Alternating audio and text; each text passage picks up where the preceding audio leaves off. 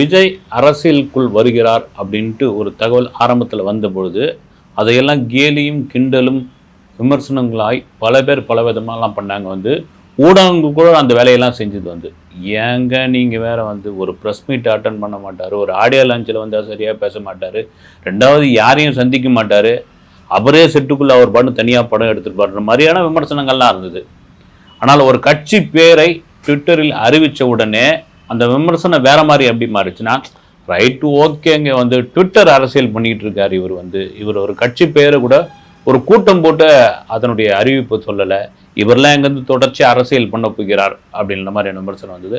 அப்புறம் அதை மீறி அண்ணா பிறந்தநாள், காமராஜர் பிறந்தநாள், அம்பேத்கர் பிறந்தநாள் இதுக்கெல்லாம் கொடியேற்றுங்க, இனிப்பு கொடுங்க, அங்கங்கே பாடசாலைகளை தரங்க, விலையில்லா உணவகங்களை கொடுங்க, இப்படியெல்லாம் சொல்லிட்டு இருந்தப்போ அதுக்கும் ஒரு விமர்சனம் வந்தது. தொடர்ச்சியாக என்ன நினச்சாங்க, விஜய் அரசியல் ஒரு சொம்ப, அவரால்லாம் ஒன்றும் பண்ண முடியாது அது அப்படின்ட்டு அசால்ட்டாக நிறைய பேர் கடந்து போனார்கள். ஆனால் அவர் என்றைக்கு ஒரு கட்சியினுடைய கொடியை, அவருடைய கட்சியினுடைய கொடியை அறிமுகம் செய்தாரோ அன்றைக்கே எல்லாரும் உஷாராயிட்டாங்க. அசால்ட்டாக நினைத்தவங்க அத்தனை பேரும் உஷாராயிட்டாங்க. இதுதான் உண்மை. இதில் எத்தனை பர்சன்ட் நீங்கள் ஒத்துக்கிறீங்க ஒத்துக்காதது நீங்கள் அதெல்லாம் விடுங்க. அந்தந்த கட்சிகள் நடந்துக்கிற அந்த விதத்தை பார்த்து, இந்த விஜயை பார்த்து நடந்துக்கிற விதம், விஜயோடைய அடுத்தடுத்த செயல்பாடுகளை பார்த்து நடந்துக்கிற அந்த விதத்தை பார்த்து நமக்கு தெரியுது. குறிப்பாக இதில் நீங்கள் உண்மையிலே முதல்ல ஆரம்பத்தில் அசால்ட்டாக இருந்திருப்பாங்க. என்னன்னா இவர் ஒரு கூத்தாடி தானங்க போகிறாரு, நான் கட்சி ஆரம்பிக்க போகிறேன்னு சொல்ல போகிறாரு, சொல்லிவிட்டு அது போனியாகலன்னே மறுபடியும் 200 கோடி 250 கோடிக்குள்ளே போயிடுவார். இல்லை கட்சி ஆரம்பிக்கிறேன்னு அறிவிச்சுட்டு ஒரு பேரை அறிவிச்சுட்டு 2026 அவர் வரமாட்டார், 2031 வேணா சும்மா வருவார், இவ்வளோ கோடி சம்பளத்தை எங்கெங்க விட்டுட்டு வருவார்ன்ற மாதிரியான விமர்சனங்கள்லாம் தொடர்ந்துக்கிட்டே இருந்தது. எனக்கு தெரிஞ்சு அதில் ஆதரவு இருக்கிறதோ இல்லையோ, அன்பு அப்படின்ற ஒரு விஷயத்தில் சீமானை குறைய சொல்ல, வரட்டும் என் தம்பி வரட்டும் என் தம்பி வரட்டும்னு தொடர்ச்சியாக சொல்லி கொண்டிருந்தவர் அவர் தான். எனக்கு தெரிஞ்சு சினிமாவில், ஏன்னா சினிமாவில் இயக்குனராக சீமானை பார்க்கலாம், இப்போ அரசியல் கட்சி தலைவராக பார்க்கலாம். ஒரு இயக்குனராக சினிமாவில் இருந்த சீமானாக சினிமாவிலிருந்த ஆதரவு விஜய்க்கு அங்கிருந்து தான் கிடைச்சது. திரும்பவும் சொல்லிக்கிட்டு இருக்குது அவர் தான், மற்றபடி யாரும் இல்லை. இப்போ அதை தாண்டி மாநாடுன்னு ஒரு விஷயம் வந்த பொழுதுதான் விஜய்க்கு எந்த மாதிரியான அழுத்தங்கள் வந்ததுன்னு அவருக்கே தெரியும், அவருடைய கட்சியை சார்ந்தவர்களுக்கு கண்டிப்பாக தெரிஞ்சிருக்கும். ஏன்னா அந்த வருகிற செப்டம்பர் 28 நடக்க வேண்டிய மாநாடு அக்டோபர் 27 மாறி இருக்குன்னா, ஏங்க ஒரு மாநாடு தானே நடத்திட்டு போங்களேன் அப்படின்னு அப்படி கடந்து போயிருக்கலாம். ஆனால் அந்த இடத்துல தான் இவங்க முடிச்சுக்கிட்டாங்க. அது திமுகவாக இருக்கட்டும், அதிமுகவாக இருக்கட்டும், காங்கிரஸாக இருக்கட்டும், எது ஒன்றாலும் இருக்கட்டுங்க, போட்டிக்கு ஒரு ஆள் வரக்கூடாது. வந்தாச்சு, வந்தவங்களை நாம் சும்மா விடக்கூடாது, ஏதாவது ஒரு விதத்தில் அழுத்தம் கொடுத்துக்கிட்டே இருக்கணும் அப்படின்னு முடிவு பண்ணியாச்சு. ஆனால் தான் 21 கேள்விகளோடு அந்த மாநாட்டு அனுமதிக்கு 21 கேள்வி கேட்கப்பட்டது, 33 நிபந்தனைகள் கொடுக்கப்பட்டது. அந்த 33 நிபந்தனைகளுடன் இவ்வளவு குறுகிய காலத்தில் எவ்வளோ பெரிய அமெரிக்காவில் இருக்கிற ஜோ பைடன் கூட பண்ண முடியாது, நிச்சயமா பண்ண முடியாது. ஆனால் தான் அக்டோபர் 27 தள்ளி போயிடுச்சு. இதுலேயே தெரியுது விஜய் அரசியலுக்குள் வருவது எல்லாருக்கும் எரிச்சலை உண்டாக்குகிறது அப்படின்ற ஒரு இது. சரி, இது கட்சிகளை தாண்டி சினிமாவில் அரசியல், அதாவது சினிமாக்காரர்கள் அரசியல்வாதிகளாக விஜய் தவிர மாறி இருக்காங்களே, இவங்கெல்லாம் என்னங்க அப்படின்னா, கமலஹாசன் இன்னைக்கு ஒரு பொதுக்குழு கூட்டிட்டார், அவருடைய மக்கள் நீதி மையத்தினுடைய பொதுக்குழு. மீண்டும் அவரே தலைவராக ஒருமனதாக தேர்ந்தெடுக்கப்பட்டார். பின்ன அவர் தான் தலைவராக தேர்ந்தெடுக்க முடியும், வேற என்ன, ரைட்டு.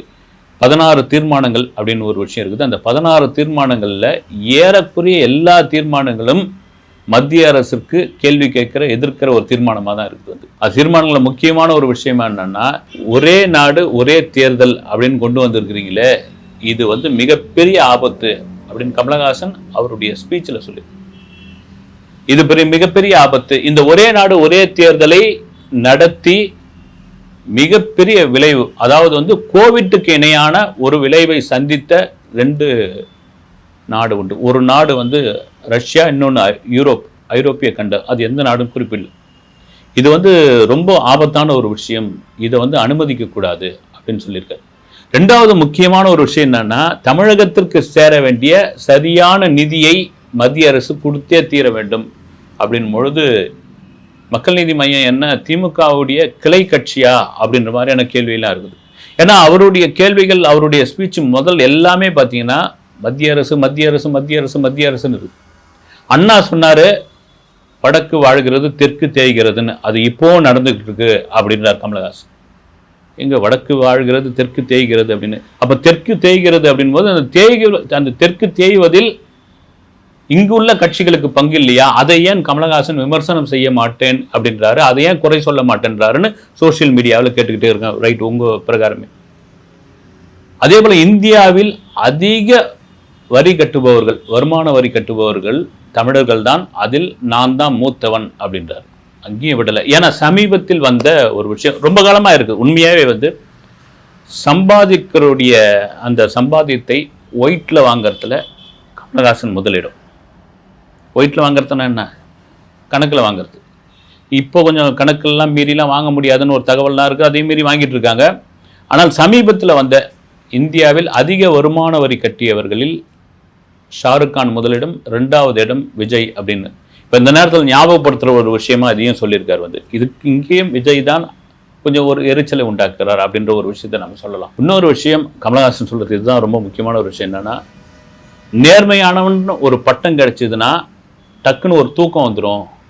அப்படி நீங்கள் அயர்ந்து தூங்கிட்டீங்கன்னா அந்த நேர்மையானவன் மீதும் ஒரு விமர்சனம் வரும், கடுமையான விமர்சனம் வரும். அந்த விமர்சனத்தை நீங்கள் சந்திக்க வேண்டியிருக்கனால நீங்கள் வந்து ஏங்கிக்கிட்டே இருக்கணும்.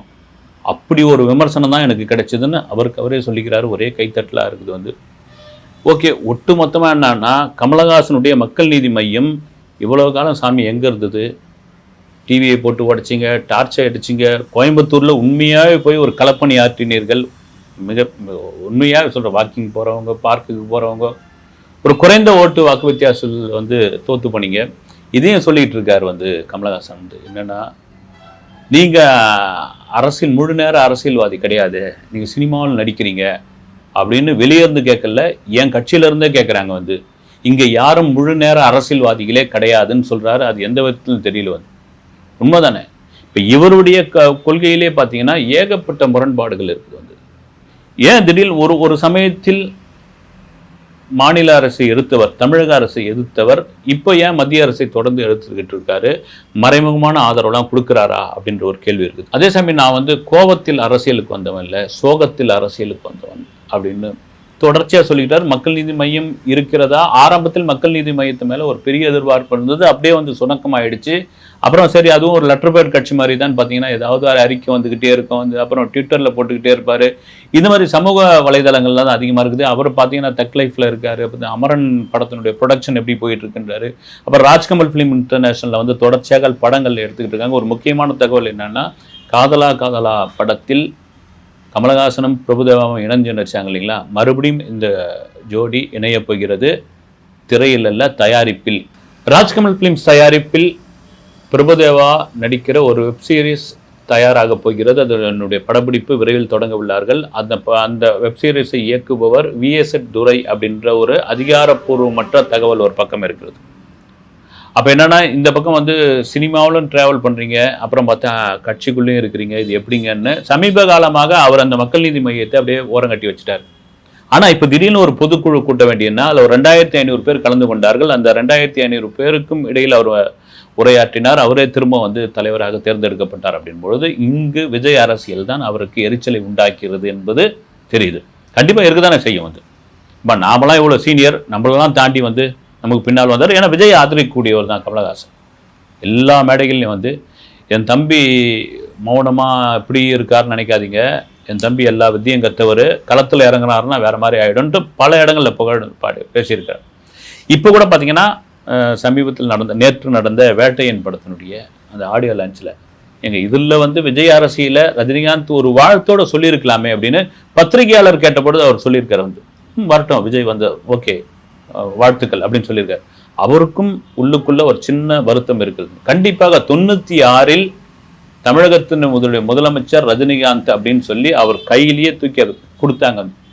அதை அப்படி தூக்கி வெளியே போட்டுட்டார். வந்து அந்த நேரத்தில் அவருக்கு என்ன தோணுச்சு? தோல்ல ஆண்டவன் ஆண்டவன் ஆண்டவன் ஆண்டவன்கிட்டே சொல்லிக்கிட்டு இருந்தார். இதையெல்லாம் மீறி செப்டம்பர் 28ஆம் தேதி நடக்க வேண்டிய அந்த தமிழக வெற்றி கழகத்தினுடைய மாநாடு அக்டோபர் 27. இது சாத்தியமா அப்படின்ற ஒரு விஷயம்.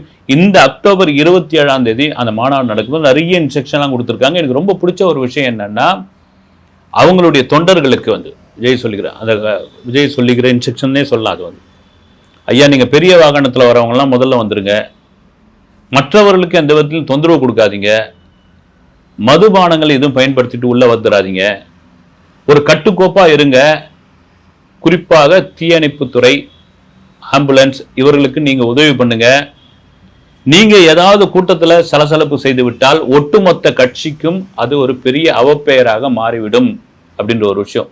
ஏன்னா இந்த இடத்துல ரொம்ப தெளிவாக இருக்கிறாங்க, நீங்கள் எதையும் பண்ணிடாதீங்க அப்படின்னு. இப்போ இந்த அனுமதி இப்போ கிடைச்ச அனுமதியில் கூட இதுக்கு முன்னாடி இந்த விக்ரவாண்டியில் கொடுத்த அனுமதி, இதுவும் விக்ரவாண்டியில் தான் நடக்க போகுது. அதில் கூட அந்த நிபந்தனையில் ஒரு நண்பர் ஒருத்தர் சொல்லிக்கிட்டு இருந்தார், நீங்கள் கொண்டு வர வாகனத்தில் இருக்கிற ஸ்பேர் பார்ட்ஸ் ஏதாவது காணாமல் போனால் நாங்கள் பொறுப்பில்லை அப்படின்னு சொன்னதாக அதில் ஒரு லிஸ்ட்டு போட்டிருக்காங்க அப்படின்ட்டு. எந்த அளவுக்கு எப்படி இருக்குன்னு தெரியல. ஏன்னா அதே போல் கிட்டத்தட்ட 1,00,000 பேருக்கு மேலே எதிர்பார்க்கிறார்கள் அப்படின்னு. அதிகமாக வந்துட்டா என்ன பண்ணுறது அப்படின்னு அதுக்கும் ஒரு கட்டுக்கோப்பு வச்சுருக்காங்க. ஒரு நகரம், மாவட்டம், கிளை இப்படி பிரிச்சிருக்காங்கல்ல. இதுலேருந்து இவ்வளோ பேர் தான் வரணும், இவ்வளோ பேருக்கு தான் இன்விடேஷன் கொடுக்கப்படுகிறது, இல்லை பாஸ் கொடுக்கப்படுகிறது, கரெக்டானவங்க அவங்க மட்டும் வந்துடணும் அப்படின்னு. அது அந்த பாஸில் கியூஆர் கோட் மாதிரியான விஷயங்கள்லாம் கொண்டு சேர்க்க போகிறாங்க. ஏன்னா அந்த கலர் ஜெராக்ஸ் எடுத்துன்னு வந்துட்டாங்க, போலியை அச்சடிச்சுட்டு வந்துட்டாங்க, இந்த மாதிரியான பிரச்சனைகள்லாம் வருது இல்லைங்களா.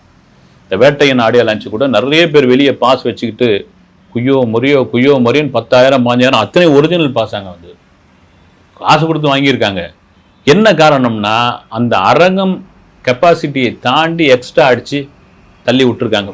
போங்கடா பாசுன்னு கேட்டதுனால ஆர்கனைசிங்கே போரா இருந்தது. ஆனால் இந்த மாநாட்டில் எந்தவித சலசலப்பும் வந்துடக்கூடாதுக்காக தான் இவ்வளவு காலம் அதை எடுத்துக்கிறாங்க. வரவேற்கக்கூடிய ஒரு விஷயம். இதில் என்னன்னா, விஜயோடைய பின்னணியில் இருந்து சில மூத்த IAS அதிகாரிகள், சில அரசியல் தலைவர்கள்லாம் இந்த மாநாட்டிற்காக உதவி செய்து கொண்டிருக்கிறார்கள். மாநாடு முடிந்த பிறகு அவர்கள் இந்த கட்சியில் இணைய போகிற ஒரு விழாவாக அதையும் நடத்தப் போகிறார்கள். ஓகே, இந்த மாநாடு ஒருவேளை அக்டோபர் கடைசி வாரம், அக்டோபர் மிடில் மழை வரப்போகுதுன்றாங்க. மழை வந்துட்டா என்ன பண்றது அப்படின்னு அதற்கும் ஒரு முன்னேற்பாடு வச்சிருக்காங்க.